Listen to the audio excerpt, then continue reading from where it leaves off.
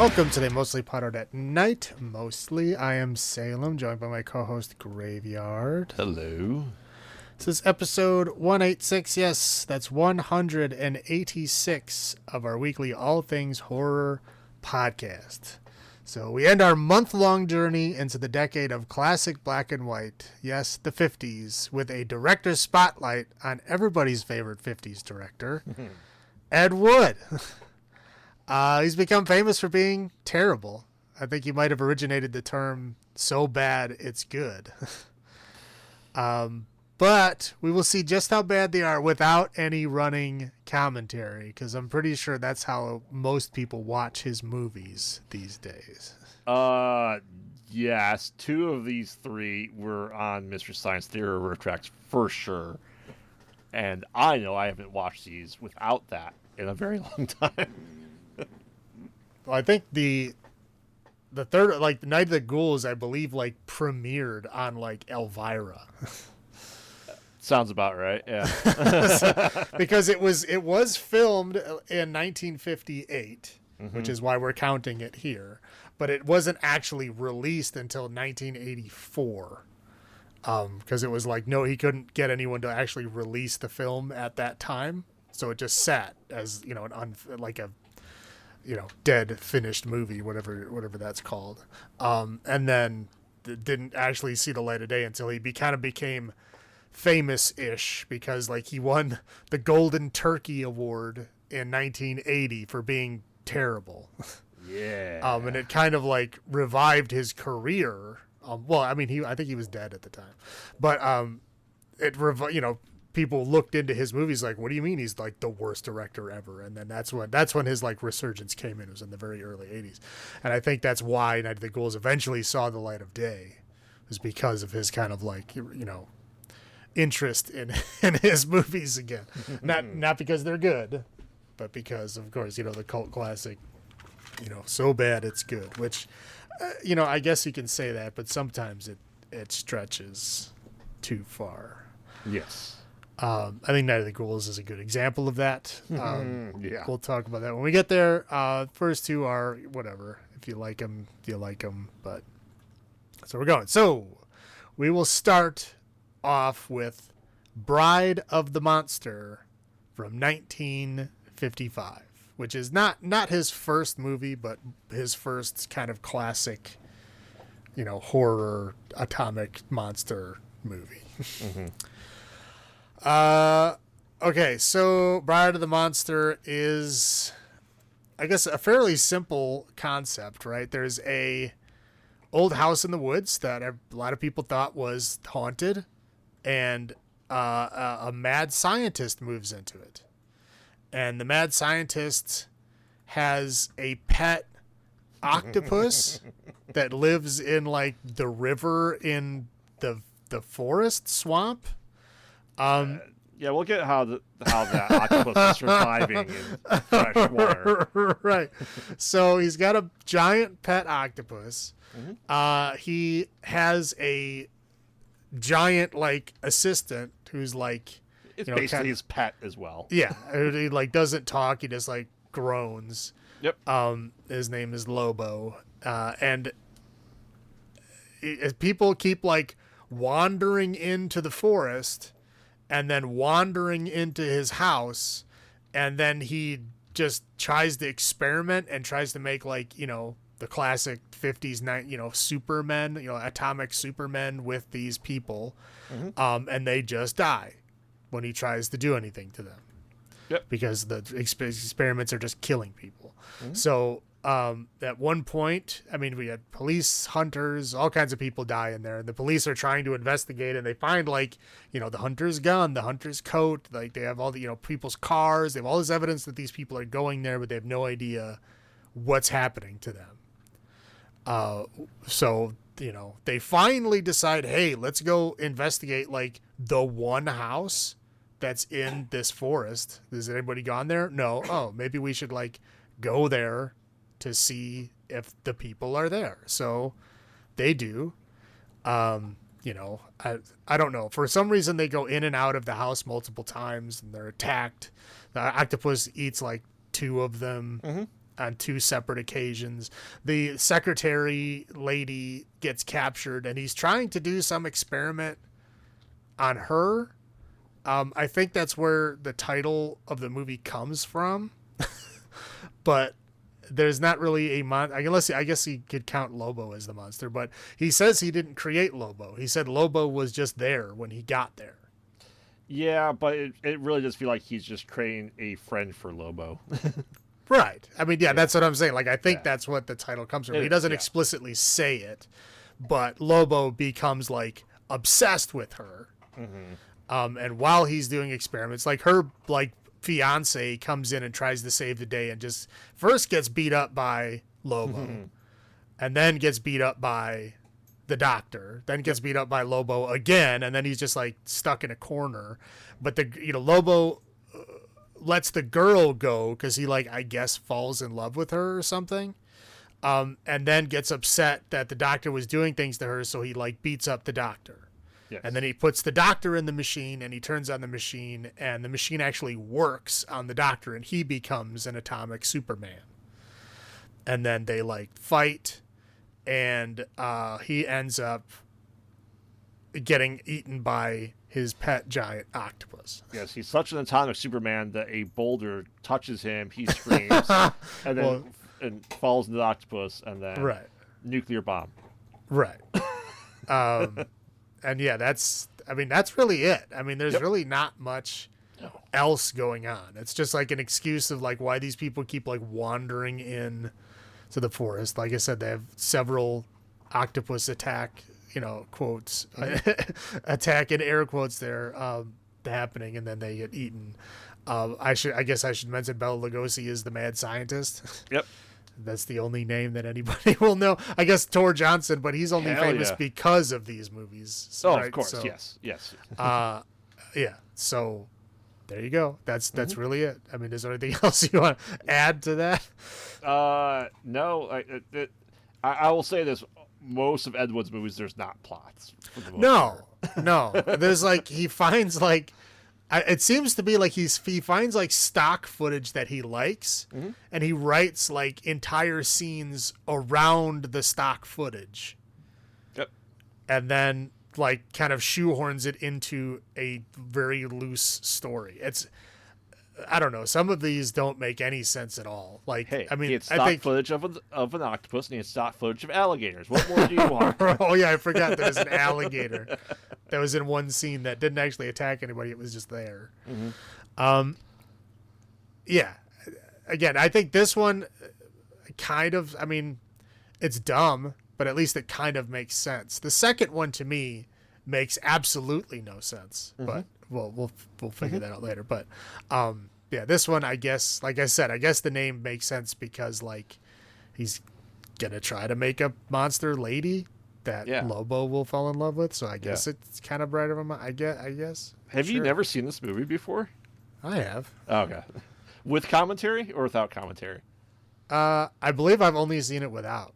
Okay. I really don't. I'm not a big fan of the commentary. Okay.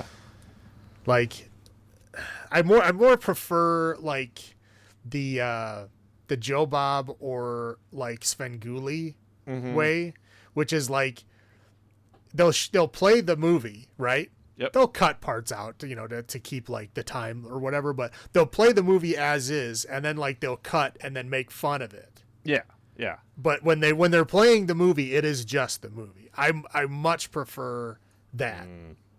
Now, like your Mystery Science Theater 3000, I mean, it's fun sometimes, but like sometimes, I love terrible old sci-fi, and they make fun of terrible old sci-fi all the time. Yes. So like sometimes I just want to like watch it. Oh yeah. I would do that because they had to cut it out for Mystery Science Theater as well. And what was really nice, not to get too far off on tangent, but like when you bought the DVDs or the VHSs, it came with both versions. You can watch their version and the original as is. Yeah, I never bought any of them. I would just watch them on TV, and obviously they're not playing both Correct. on TV. Yeah. But yeah. And I'm not saying it's bad. It's, sometimes it is fun. It just for me, my making fun of a bad movie is more fun when it's like you watch the film as it exists, take a break, make fun of it, go back, watch it again. That's fair. That's fair. So, you want to go first with your highlights? Or you want me to go first? I can go first. I mean, there's not many, but I mean, one, Bela Lugosi's, right? Bela Lugosi's fun. I mean, he's obviously in a different league from the rest of the people in this. You can tell he's on his downturn, you know, but he is trying. He's like trying to sell it. It's just everything else around him is just not helping him at all. Yeah. I mean, it's so bad that it's funny. There's a lot of stuff that's just hilarious. It tries to, like, I guess, be serious, right? It's not like going for laughs, but it is hilarious. Like the horrible editing, the horrible stock footage. It's just like you laugh. Like he's like, oh, he's looking out like, I don't know, a basement window, and it's somehow like an aquarium with an octopus swimming around. That's obviously like a normal size octopus.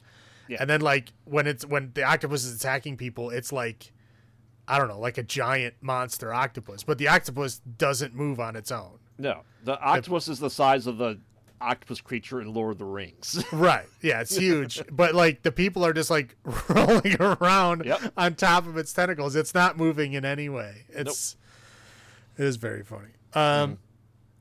So and there's a whole weird little subplot that they don't really talk about a lot, but it's like the one guy comes in who's Russian, I guess. The cryptid Van Helsing, right? Right, yeah. Yeah. And he's like he's talking like, "Oh, are you going to go home with this technology that you have?" You know, and they don't say where home is. And they're both have an accent. I mean, it could be they're different accents. Right, yeah, they could be Russian, they could be Eastern Bloc. I don't know. But they don't say exactly where they're from, but it's like a cool kind of like sub story of like how like this could be like Russian atomic attack, right? Somehow. Well, again, it was the 50s, so. Yeah, he talked about it's like, you know, he's like, they laughed at me, they kicked me out of the country. Like, yeah, but you're doing great stuff. We want your atomic creatures. Yeah, like, we laughed you out, yeah, but now it looks like you're working, so come back. Come on back. Come on. But yeah, it's just a weird subplot in a movie that otherwise doesn't really try to make sense. But it's just an like, and he just kills that guy and then it's done. They don't ever talk about it again. It's only in that one scene, but it was an interesting scene. Yeah. That's about it. All right. I mean, I completely agree. Bela Lugosi and Tor Johnson absolutely killed it in this movie. Well, Tor Johnson, he literally doesn't say anything. He's just like his job is to be a big monster, and he is huge. He's a giant man, and that's it. Yes, and I like that. He's like, oh, he wouldn't hurt a fly. Let me whip him some more. Right. Yeah, he wouldn't hurt a fly, and then he's like, he's always like very worried about what he's doing. Yeah. Yep. I liked what the police commissioner, or whatever you call him, like one of the phone calls he makes, he just has a bird on him for no apparent reason. I thought that was hilarious. Well, he's just like, people got pets, you know. I guess. Yeah, like I said, the stock footage it's amazingly bad for that. I do like it though. And man, I'm like, those cars were huge. Well, that's how cars were back then. Like that was America, dude. I know. I'm like, damn, I want one of those. Like the antenna's literally going from like the back of the car to the front of the car. Yeah, and like I just look at those. I'm like, how do you change the tire on that thing? Like the the wall's covering half the tire. But I'm like, man, I would like a car like that. Right. Yeah.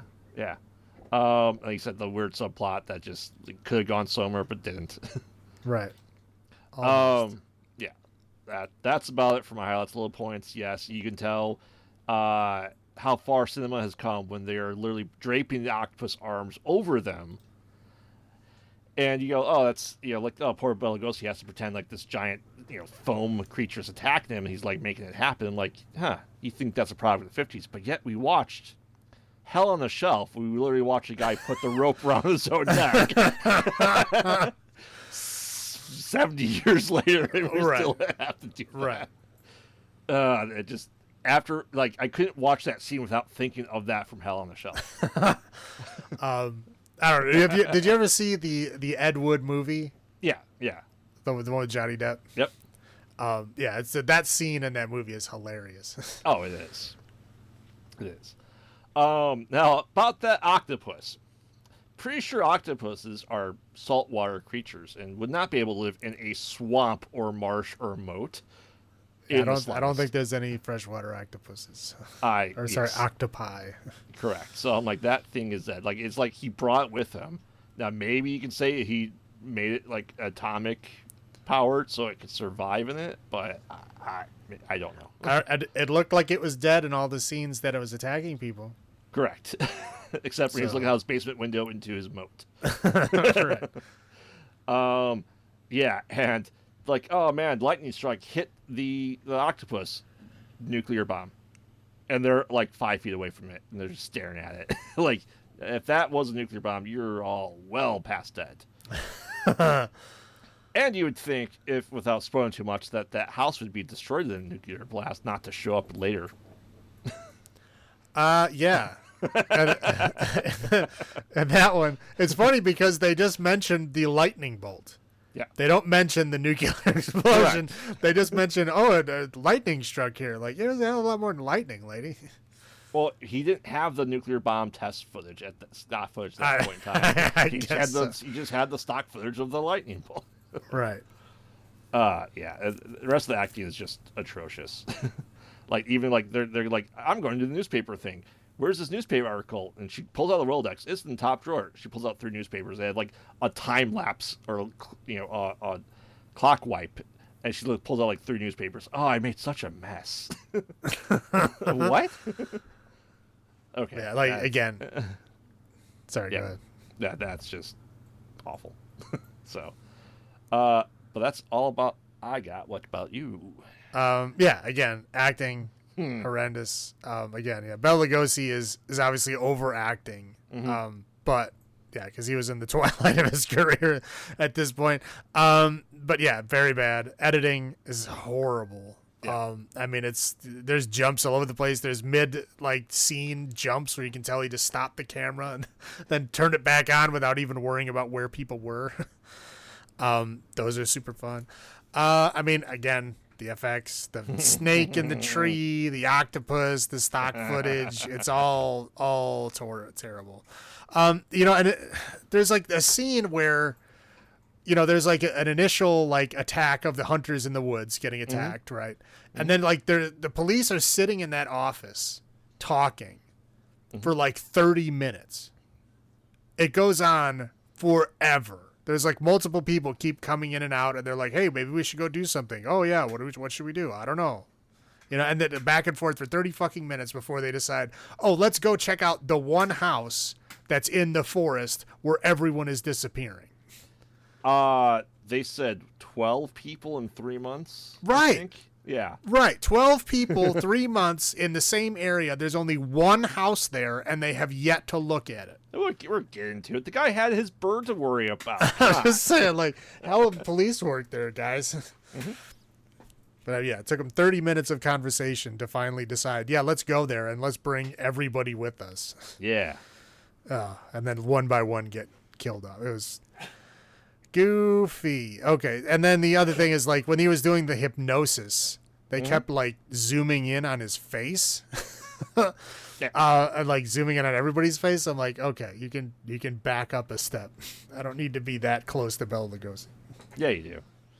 They're capitalizing on his mesmerizing eyes. Just draw you in, you remember, 20-ish years ago, he was Dracula? Yeah, those were great times. Yeah. But yeah, that's all I got. All right. So this week we're doing number of Tor Johnsons because Tor Johnson is in all of these movies. In varying states. He actually talks in the next one for a short period of time. You can tell why he doesn't get lines. Right, yeah. It's very funny because in the beginning of the movie, the role that he has does not make sense, but I guess it makes sense for what he ends up being. But correct. Yes, there's Tor Johnsons in all these movies, so we're doing Tor Johnsons. How many Tor Johnsons out of 10 would you give Bride of the Monster from 1955? Without commentary. I love a really cheesy horror movie and a really cheesy sci-fi movie. This hits that spot. Of the 3 of these, this is easily the best one in my opinion. I'd be very lenient and give it 6 Tor Johnsons out of 10. How about you? That's being generous. Again, there is some things in here that make you laugh. You know what I mean? It's like Tor Johnson like trips and falls back into the wall, and you can see the entire set shake. Oh, he was a huge man for 1955. I'm just saying, like, they didn't even bother cutting that out. It's Yeah. just like keep going. I mean, the production like quality is it's hilarious and how bad that it is. It's like it's funny to try to believe that he did this intentionally, thinking that I didn't make it to be bad or funny. No, I just made it and I thought it was great and I'm just trying to release it. It's baffling. Take Ed Wood. Yeah, it's like just baffling. It's funny, but so it does get some extra points for that. So it wouldn't get as low as I would normally give it. But I will say a 3.5. Ooh. All right. Wow. You have not a lot of wiggle room to go down here. So then we got Plan 9 from Outer Space 2 years later in 1957. I think it's just better to describe the main plot of the movie, not necessarily set by. Good luck. Essentially, the plot is that aliens have come to Earth to stop us from destroying the universe. And they're using Plan 9 because Plans 1 through 8 have failed catastrophically. I mean, we get like the worst, like like the scenes in this movie feel like a high school stage play where you have like, hey, here's a pilot. How do you know they're pilots? Here's 2 chairs and a spotlight on the door. Boom, airplane. You forgot the construction paper circles that they were holding that are supposed to be like their flight sticks. That too, yes. And the clipboard hanging on the wall, I think, ties the whole thing together. It does. But they see flying saucers. And what always gets me is people said they're flying saucers. Why are they called flying saucers? Because they look like saucers, right? Saucers with like a teacup on it. But they always go, they're cigar shaped. No, they're not. Well, if you're looking from the side and you don't see it turn, maybe. I guess. I don't know. But yeah, there's this whole subplot that like, yeah, they're like military comes in, they start shooting at them. There's like they're being seen over Hollywood, LA, bunch of places, and the government's like, yeah, you didn't see that, sorry. We've been seeing them for years, but yeah, don't tell anyone about it. Cool. Yet you have military shooting things out of the sky. You're like, don't tell anyone. Okay. Got it. Sure. Millions of people will listen to you and never speak a word of it. Correct. That's that basically subplot that comes together at the end. Meanwhile, we have Bela Lugosi's whose wife is dead, and he's an old man who goes out and gets hit by a car and dies. Off screen. And most of the rest of the movie, he'll be portrayed being as Dracula because he's hiding his face because, shocker, he died while filming Plan 9 for Outer Space, so they had to do the true thing is he wasn't even filming this movie. Yeah. This was just stock footage that Ed Wood had filmed of him because he knew he was going to die soon. So he just filmed a bunch of weird scenes with him that he was going to use later, and that's what he did. Like him, that house that he was standing in front of, that was his house. Yeah. He was just like leaving his house. He told him to like, act while you're leaving your house. That's what he did. And then there was a scene of him wearing his old Dracula outfit in a graveyard. Yep. That's it. That's literally the only scenes with Bela Lugosi in him. But the rest of his character has dressed up as a vampire. Right. While everyone else that dies, this is including Tor Johnson, who has speaking lines as the police chief dies, comes back, and they're back as zombies. Because that is the plan from the aliens, is to bring back the dead to life. And they start with 3 whole people. Well, yeah, I'm sitting there, I'm like thinking the entire time, I'm like, what ridiculous plan is this? Like, first 8 plans are try to communicate with the Earth. Earth literally says no thank you. Yep. Like they're trying to communicate and they're just like, nope, No, we don't want to talk to this flying saucer people. Nope, we're just going to ignore you. That's plans 1 through 8 failed. Plan 9, jump the shark. And like, okay, so what we're going to do is we're going to bring their recently dead back to life and attack them and take over their entire planet. Like, pretty sure there should be a step 8.5 that's like somewhere in between those two. No. They have the power to bring the dead back to life, but they can't. They have a hard time stopping it because, like, the last, like, part of the subplot of like the military is like, we got this last transmission that says, "Hi, we finally found out that you have a language computer." Well, what? How do you know that? I'm so glad you're able to talk to us now. Wait a minute, you've been spending messages not thinking they had a computer to read what you're sending, and so then for your communication failed because they didn't know what you're saying, so they could resurrect the dead. Right, yeah. Cool. Let's jump right in with that. That we control with our science. Great. Cool. And so, yeah, essentially, like, the military, all that shows up at the spaceship that has a ladder on the outside for some strange reason. It looks like a building. Yeah, I was going to say, on the outside, it's like a big square with a ladder on the side. Yes. And on the inside, it's just a room. Yep. With a wooden table with a bunch of old radio equipment on it. Yes. And there you go. You fools. You detonated the atom bomb. You're blowing up the air. You're great to make this solarmite bomb. They're like, what is that? Well, let us tell you what it is so you don't build it. All right. Let's tell you what you shouldn't do. Yeah, because if you'll destroy the entire universe. Wow. Okay. Okay. And they're like, here's like this. Here's like, imagine you have gasoline. Pretend this thing around me is gasoline. Boom. You blew up the universe. I'm like, okay, if you were thought the human race was going to destroy the universe, just blow up the planet. Just blow up the planet. It's much easier.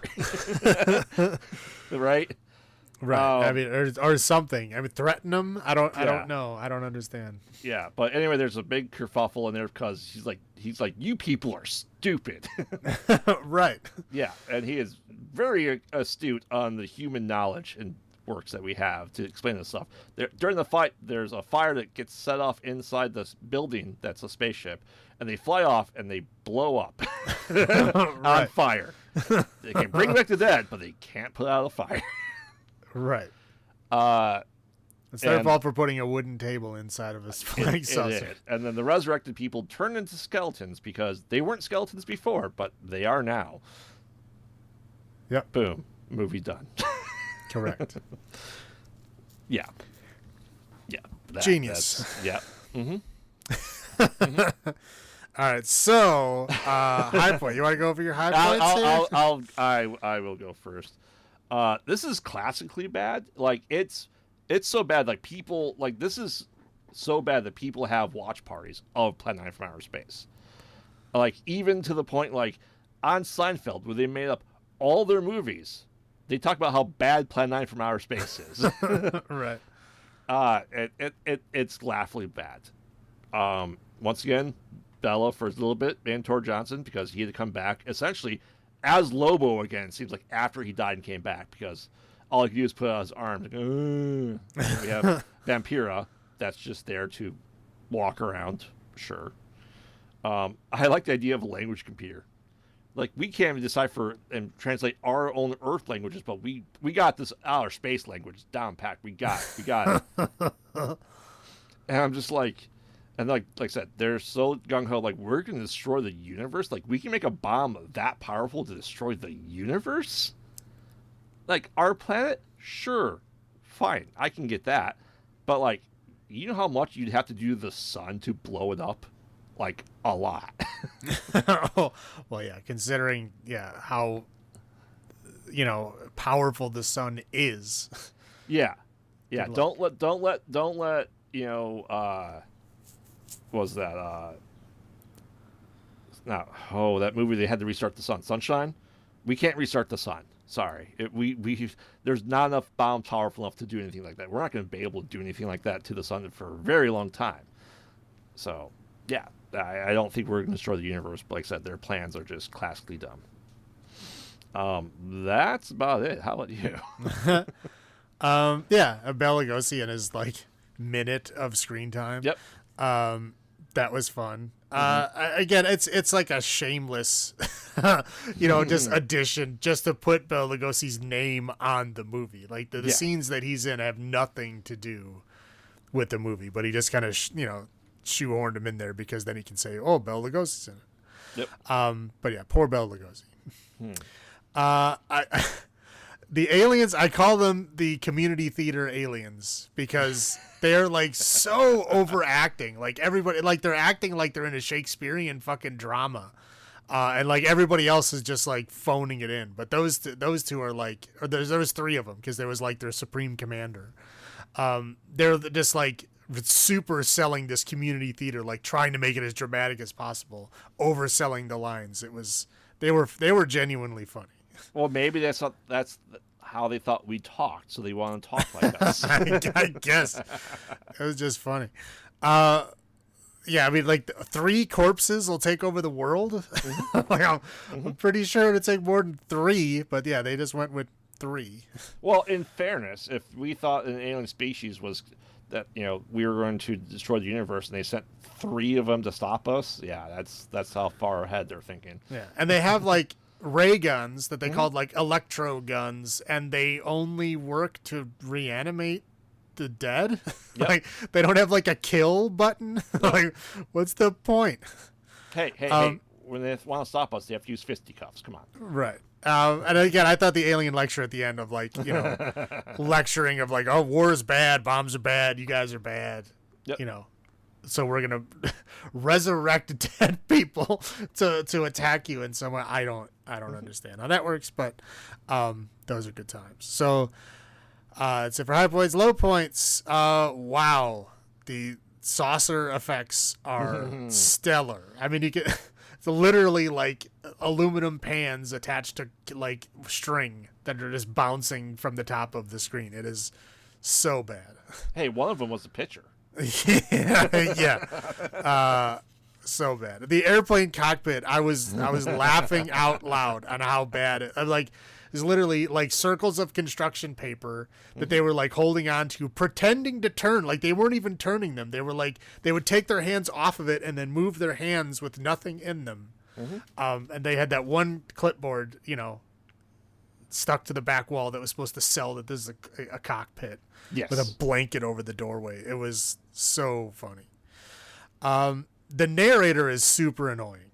Criswell? Yeah. He keeps talking. He's literally narrating things that like I can see what's happening.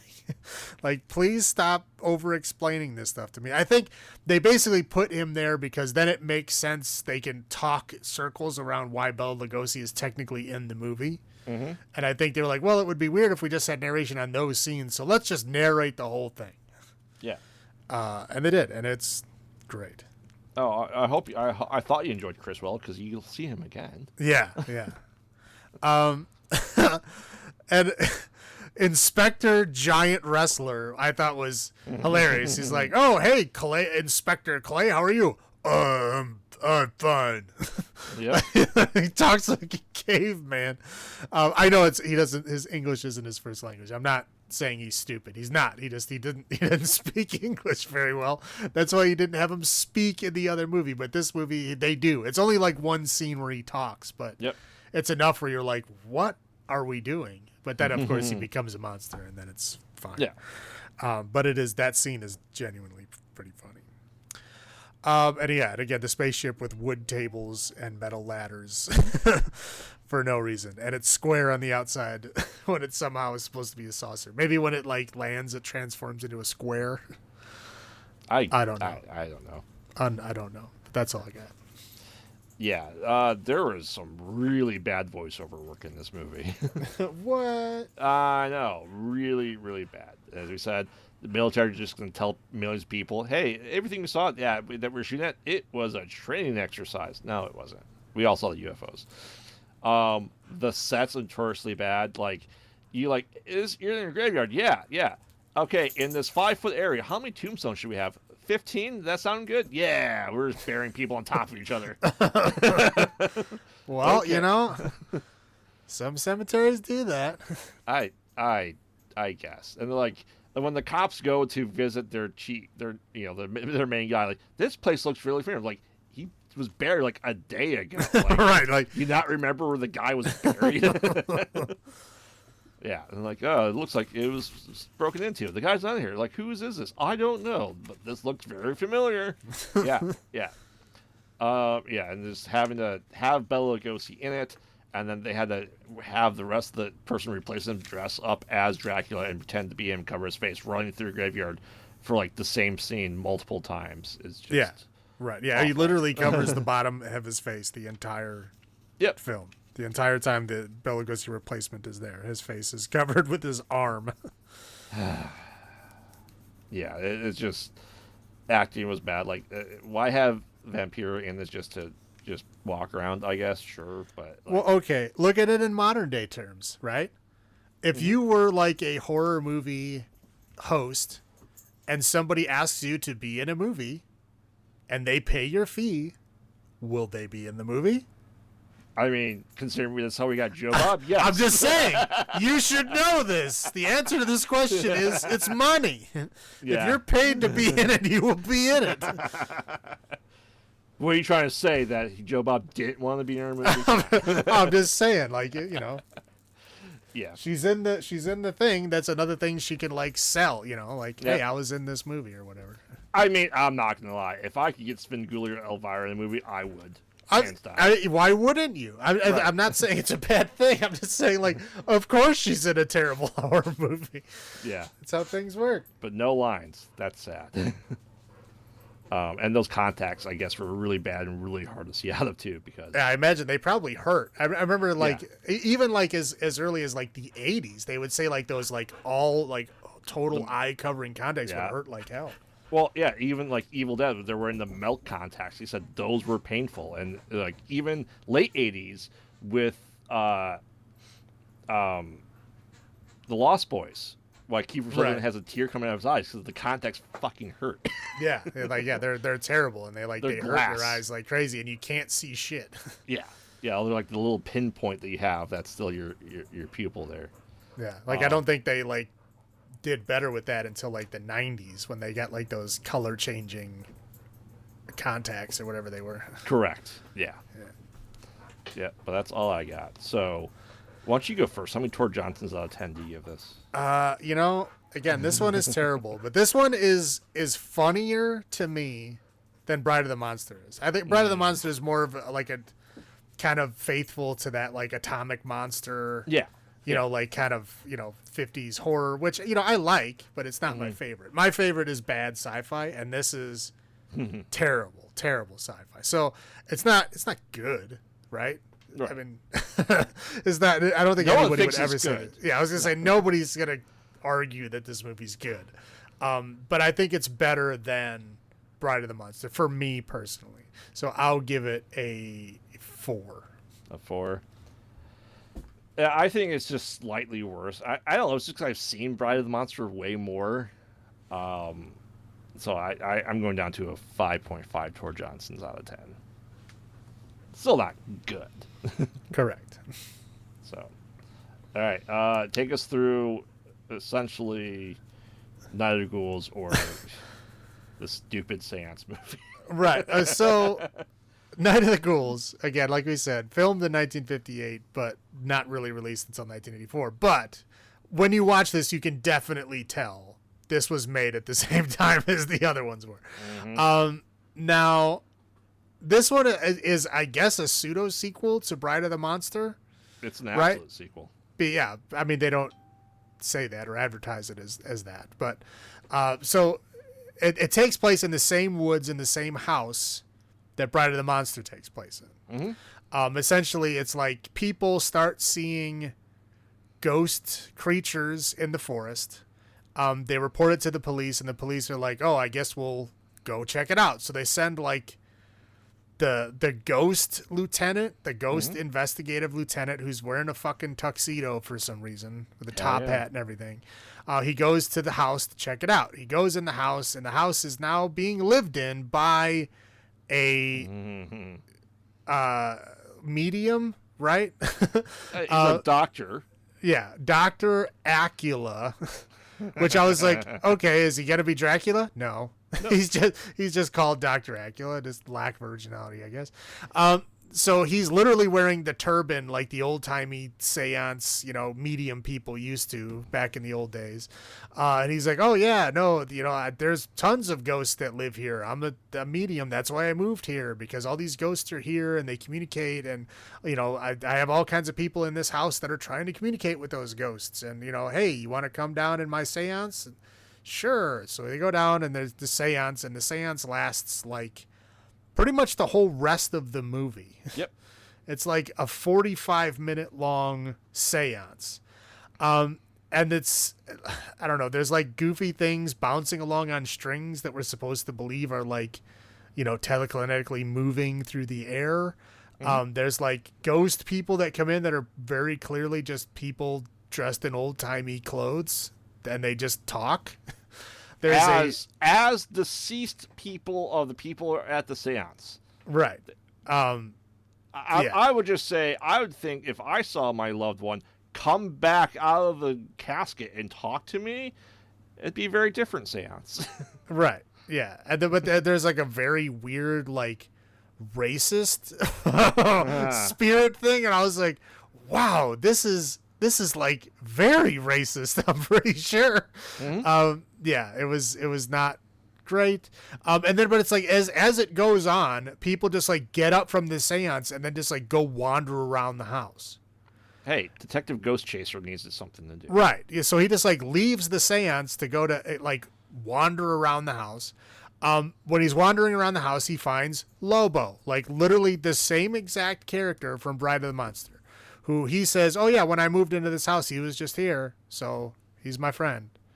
But then he's just acting as like the enforcer for this guy. So he like knocks out the guy and they lock him in a room. And then another cop comes and he sits down at the seance, and then he gets up and investigates, and he gets knocked out. Mm-hmm. And then he gets put in a casket.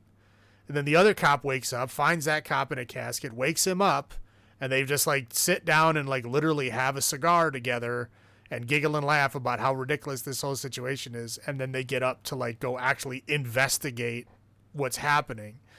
And they basically find out that this guy is, a fraud. Shock, right? And that he's, abusing, these people to make it seem like their loved ones are there and just taking their money. Oh, I know. Shock. Like, seances aren't real. I know. I know. Shock. Who would have thought?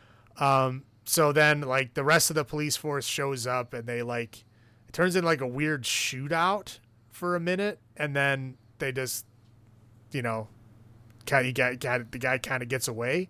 And then when he gets away, he goes into this room, and then, like, all the actual ghosts of people that he was, like, pretending to talk to, like, appear and then just, like, crowd around him and touch him, and then he dies. And then they put him in the casket, and then he wakes up, and then they close the casket, and then I guess he dies again in the casket.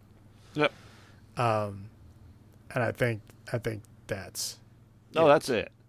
Oh, sorry, the Lobo is now has a scarred face. Other than that, I think that's pretty much it. I don't think anything else really happens.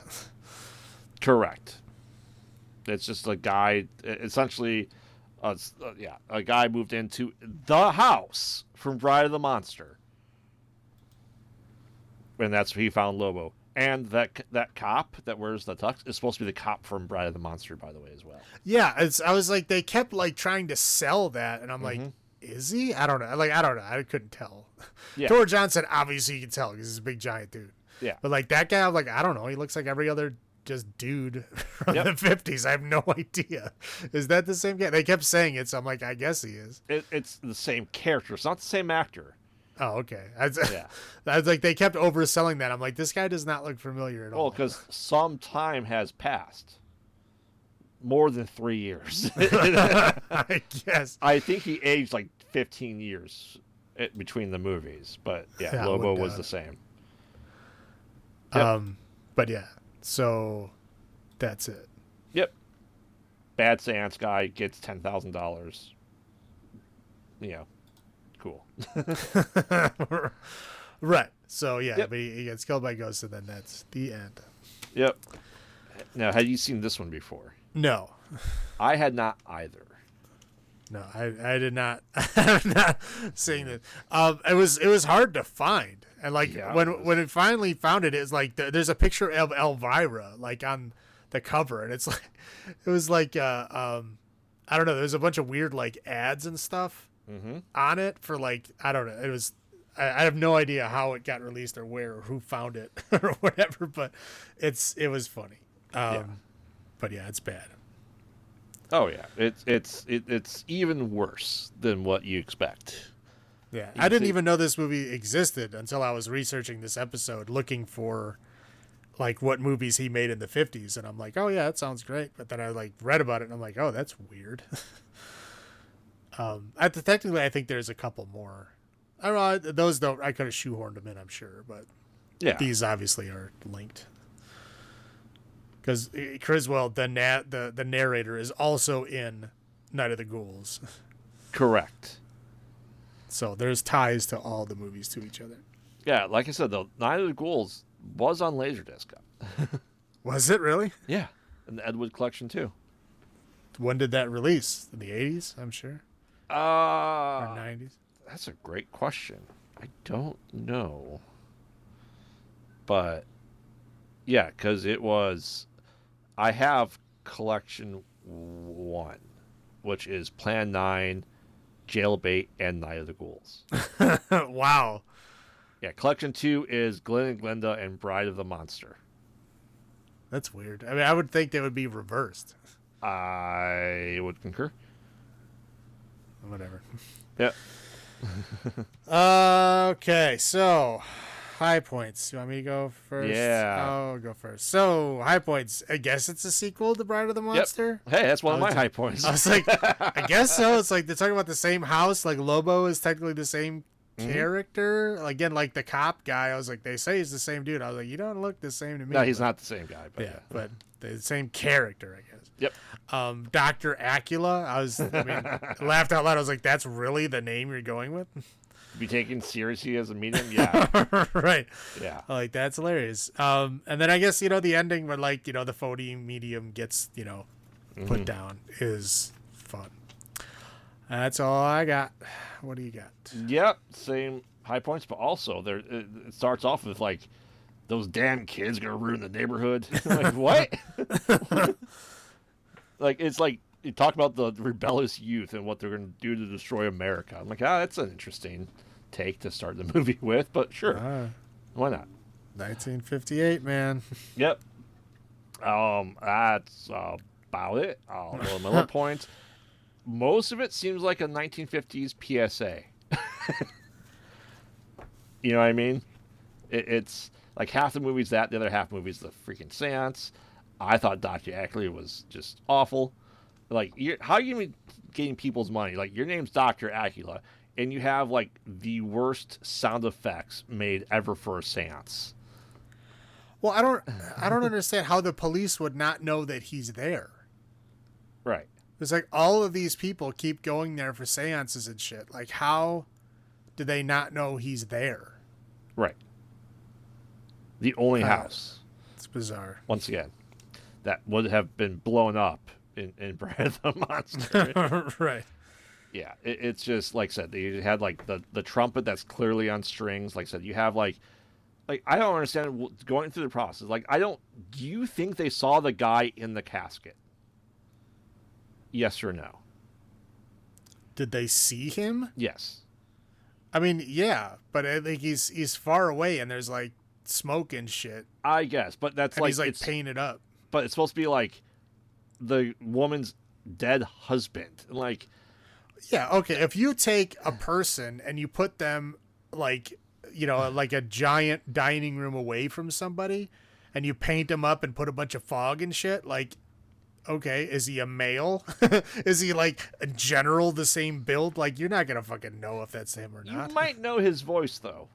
Yeah, but they were doing, like, ghost voice shit. Yeah, it was just so stupid. Like, I don't know how anyone would ever believe that, and that guy's getting $10,000 in 1958 money. Holy crap. Yeah? Yeah, it's just... And this movie doesn't know what it wants to be. You know what I mean? Like, we're going to show how expletive seances are. They have the guy that's just like, the main guy's like, huh. And like he's narrating, that railing, it was cold before. I remember the cold railing. I'm like, come on.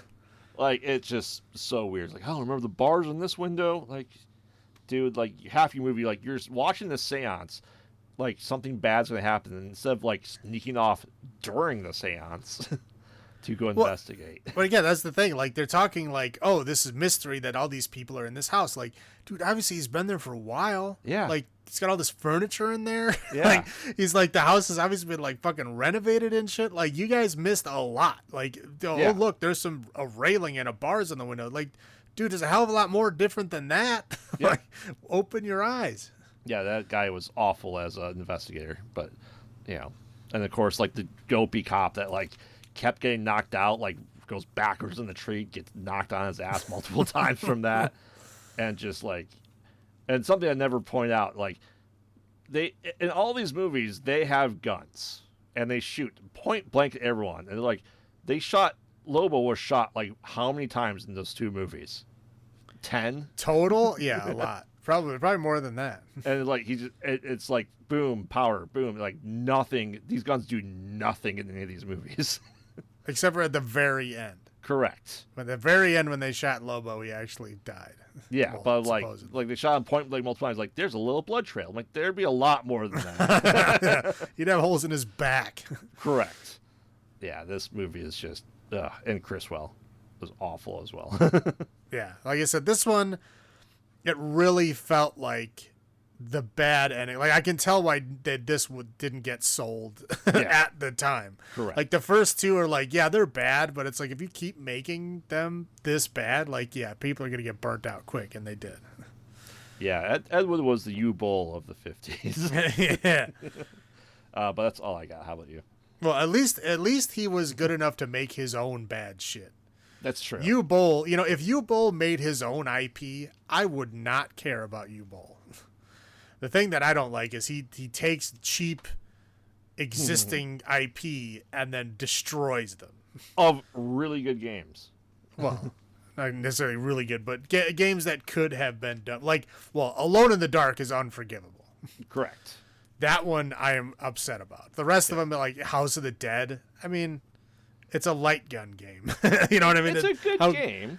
Yeah, it's a good game, but you can't really, you're not going to make a movie of that. It would be like you making Doom in a movie, where they got the goofy first person thing. Yeah. It would be like something like that. Yeah. That I'm not all upset about. Like Blood Rain, I don't care.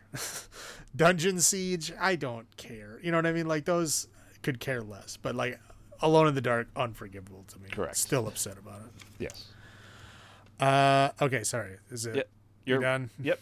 Okay, so yeah, the low part, like recycled characters from the other movies, like Lobo, the goofy cop, the narrator. I mean, just like hacky, same old garbage. Just like mix it all together in a pot and sell it as something new. It seemed like the people, the actors, gave less of a shit in this movie. Like, I don't know if they were paid less or because Bela Lugosi wasn't there, they just didn't care, Like, if Bela Lugosi was there, I guess people would try to, like, hey, I got to try to be good. This is Bela Lugosi, right? Mm-hmm. Like, this one, it's like nobody famous was there. They're just, like, everybody's phoning it in. Yep. Literally everyone. The seance, man. Oh, my God, it goes on for so long. There's these goofy fucking noises and trumpets and like literally fucking slide whistles and shit. And like, boing, boing, come boing, on, boing. dude. Like it just keeps going forever. And then like spirits come on and they're talking so fucking slow. So slow, and it's like, distorted enough you can't understand what the fuck they're saying at all. Like the one spirit, I'll be your spirit guide, I think was the only words that I understand. This is what I'm saying is the racist one. I'm pretty sure he was saying like ungo bungo and unga bunga, like shit like that. So he literally had the blackface and shit on. I'm like, holy crap. Like, this is bad, but you can't understand what he's saying anyway. You literally have to like close your eyes and like concentrate to like try to figure out what they're saying because it's so distorted. And again, it went on for way way, way too long. I think he had the set for a seance and just wanted to make a movie about a seance and then threw other characters from other movies into Right. it. You're like, oh, we'll do an intro as to why this guy's here in a tuxedo. And then, you know, like, again, it was like the idea of like, oh, let's show a seance. And then at the end, he gets killed by real ghosts. Like, Yep. I could tell that was the idea. Yep. And they had to like try to fill in time for the rest of it. Mm-hmm. Yeah, it was bad. That's all I got. So, Night of the Ghouls, 1958. How many Tor Johnsons would you give it? 1. Oh, wow. You went from 5.5 to 1, huh? I could barely make it through this movie. Yeah, I agree. It was rough. It was rough. Yeah. Yeah, I'm right there with you. 1. That's probably being too fair to it. It's like, I don't know. There was enough there that I was, you know, laughing at certain points at how ridiculous it was, but it drags, man. It drags way too long. Like the other two, I can watch every once in a while. I cannot watch this one again. At all. No, I wouldn't want to. At all. Yeah, I'm done. Yeah. I've watched it once. I don't have to watch it again. Yep. I'm so glad I own it on Laserdisc, though. Yeah. So if you ever do want to watch it again. I almost watched it on Laserdisc, honestly. But it's probably a good thing I didn't. So. Yes.